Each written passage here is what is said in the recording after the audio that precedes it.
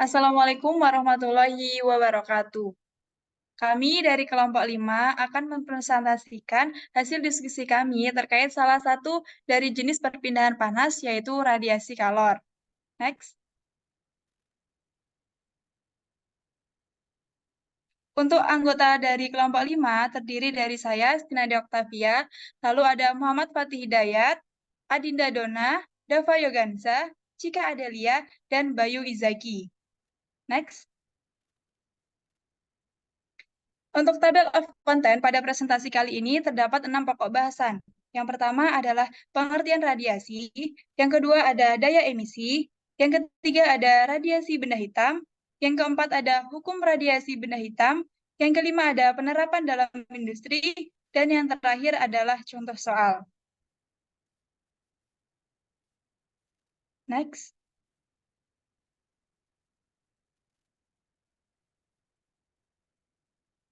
Pertama adalah pengertian dari radiasi. Di sini yang dimaksud adalah radiasi kalor. Pengertian radiasi sendiri merupakan proses perpindahan kalor tanpa melalui zat perantara atau medium dari titik ke titik lain dalam ruang. Sedangkan pengertian kalor itu merupakan salah satu manifesting energi yang memancar dari suatu titik yang bersuhu tinggi ke titik yang lain yang bersuhu rendah. Nah, kalor ini terpancar dari suatu sumber dalam bentuk paket-paket energi atau gelombang elektromagnetik berupa gelombang inframerah yang merambat dengan kecepatan cahaya. Nah, gambar di samping merupakan contoh radiasi dari api. Next. Radiasi kalor muncul akibat perpindahan acak dari atom dan molekul benda yang terdiri dari partikel bermuatan, yaitu ada proton dan elektron. Pergerakan mereka menghasilkan pelepasan radiasi elektromagnetik yang membawa energi. Nah, perpindahan kalor secara radiasi ini dipengaruhi oleh suhu benda, luas penampang benda, sifat permukaan benda, dan jenis materialnya. Semakin tinggi suhu benda, maka kalor yang dipancarkan semakin banyak. Dan semakin luas permukaan benda, kalor yang dipancarkan juga akan semakin banyak. Untuk permukaan kasar lebih banyak meradiasikan kalor daripada permukaan licin, sedangkan material tertentu meradiasikan kalor lebih banyak daripada material yang lain. Next.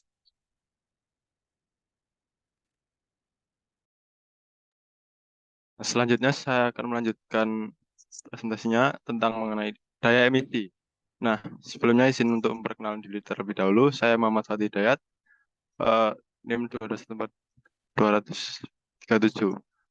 Daya emisi pada radiasi itu mengacu pada jumlah energi yang dipancarkan oleh suatu objek atau sistem dalam bentuk gelombang elektromagnetik, seperti cahaya atau radiasi elektromagnetik lainnya. Nah, untuk faktor yang mempengaruhi daya emisi itu ada suhu, sifat permukaan, spektrum radiasi, komposisi dan bahan, dan bentuk ukuran. Nah, untuk suhu sendiri itu akan berbanding lurus dengan daya emisi. Jadi, semakin meningkatnya suhu, daya emisinya akan semakin naik. Untuk sifat permukaan sendiri, objek yang memiliki permukaan yang baik dapat memiliki daya emisi yang lebih besar. Nah, next.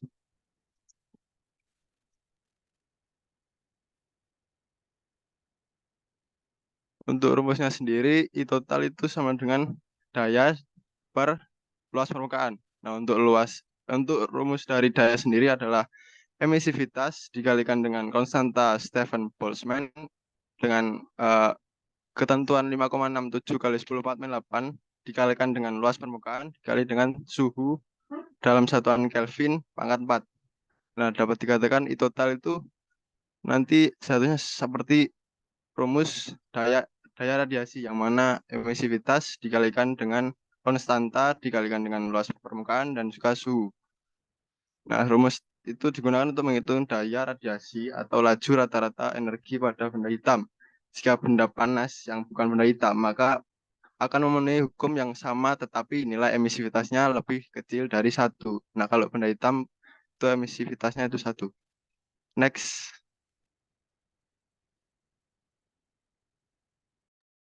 Oke, terima kasih Fatih. Saya akan melanjutkan slide selanjutnya. Jadi, tentunya yang namanya radiasi itu berhubungan dengan warna. Nah, semakin gelap warna, maka benda akan semakin gampang menyerap radiasi. Begitu juga sebaliknya. Jadi, pada slide ini saya akan memaparkan terkait radiasi benda hitam sedikit.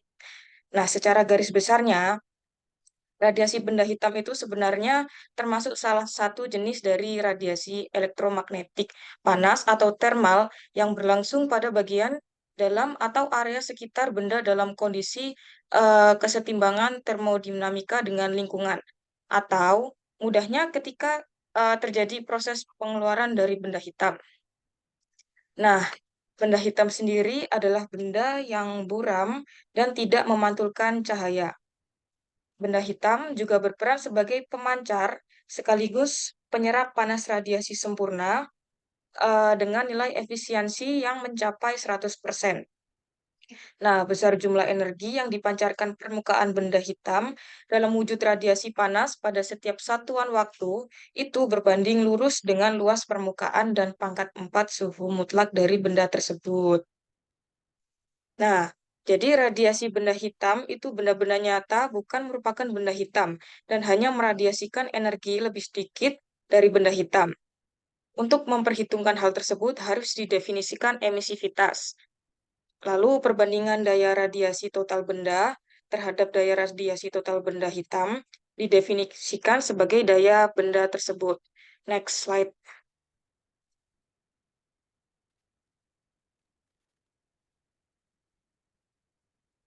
Nah, slide ini ditampilkan rumus terkait radiasi benda hitam, yaitu emisivitas sama dengan W per WB dengan perbandingan antara gaya radiasi monokromatik benda dengan gaya radiasi monokromatik benda hitam disebut emisivitas monokromatik yang didefinisikan sebagai berikut.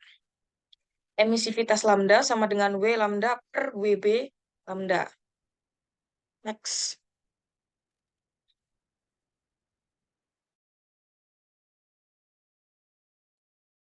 Nah, terima kasih untuk Dona. Selanjutnya kita akan membahas materi tentang hukum-hukum radiasi benda hitam.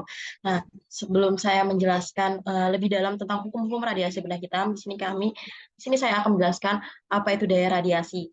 Nah, daya radiasi merupakan flux radiasi panas dari sebuah permukaan benda hitam. Lalu pertimbangan termodinamika memperlihatkan bahwa W atau biasa disebut daya radiasi itu sebanding dengan pangkat 4 dari temperatur mutlak. Jadi total radiasi yang diradiasikan oleh benda hitam itu bisa teman-teman lihat dari gambar yang ada di PPT, yaitu WB sama dengan konstanta Stefan Boltzmann dikali T pangkat min 4. Nah, untuk WB-nya itu merupakan total energi radiasi dengan satuan watt per meter kuadrat. Lalu untuk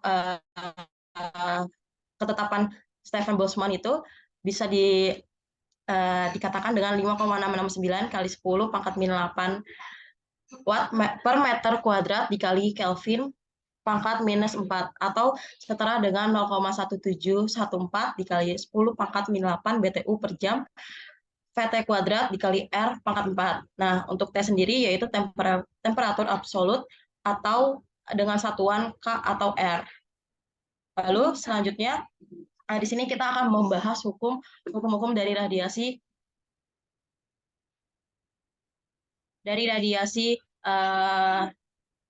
benda hitam. Nah, di sini kita akan membahas tiga hukum, yaitu yang pertama ada hukum Planck, yang dimana jika didistribusikan dalam spektrum benda hitam, daya emisivitas monokromatik benda hitam diberikan oleh hukum Planck sebagai berikut.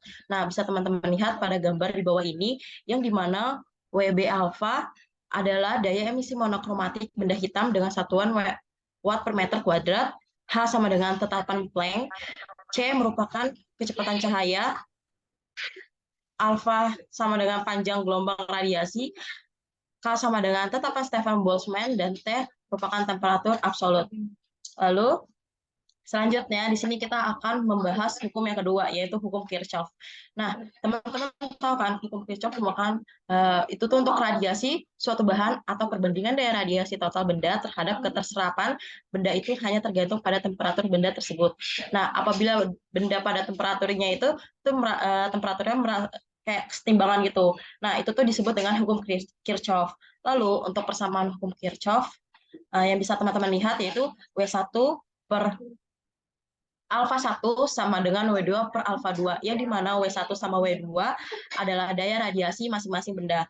Nah, jika benda pertama adalah benda hitam atau alfa sama dengan 1, maka tuh persamaannya tuh jadi W1 sama dengan WB sama dengan W2 per alfa 2, yang dimana WB adalah daya radiasi total benda hitam. Kemudian dari persamaan WB1 sama dengan WB sama dengan W2 per alfa 2, itu tuh bisa dituliskan dengan lambda alfa 2 sama dengan W2 per WB. Lalu untuk hukum yang terakhir yaitu ada hukum Wien. Nah, pada hukum Wien ini temperatur tertentu si daya radiasi monokromatik itu mempunyai harga maksimum atau si gelombangnya itu. Nah, untuk gelombangnya itu bisa disebut dengan lambda maksimal. Nah, untuk hukum Wien itu bisa didefinisikan dengan lambda maksimal berbanding terbalik dengan temperatur absolut. Nah, bisa teman-teman juga lihat dari persamaan hukum Wien ini, yaitu T dikali lambda maksimal sama dengan C, yang dimana C-nya tersebut C sama dengan 2890 apabila si lambda itu diukur dalam temperatur Kelvin, sedangkan C sama dengan 5200 apabila si lambda diukur dalam temperatur Rankine.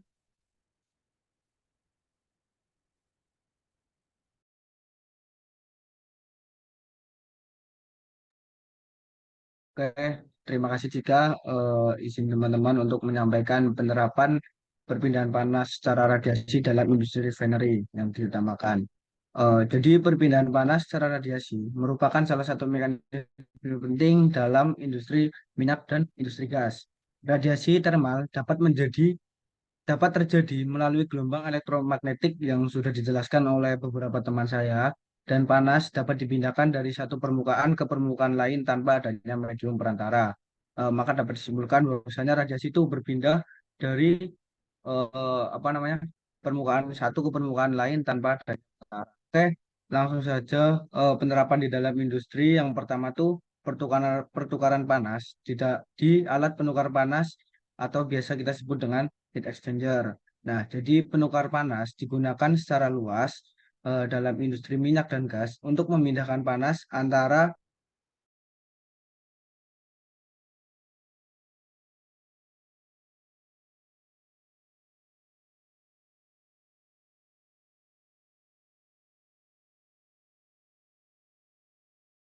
dan pemurnian fluida. Jadi, dalam proses produksi minyak dan gas, fluida seperti minyak mentah atau gas alam seringkali perlu dipanaskan atau dimurnikan terlebih dahulu.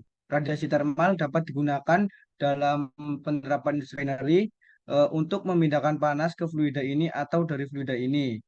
Lanjut, yang ketiga, pemurnian dan pengolahan gas. Dalam pemurnian dan pengolahan gas alam, radiasi termal dapat diterapkan dalam proses-proses seperti pemisahan fraksional atau pemurnian gas untuk menghasilkan produk gas yang lebih murni penggunaan sisa-sisa produk.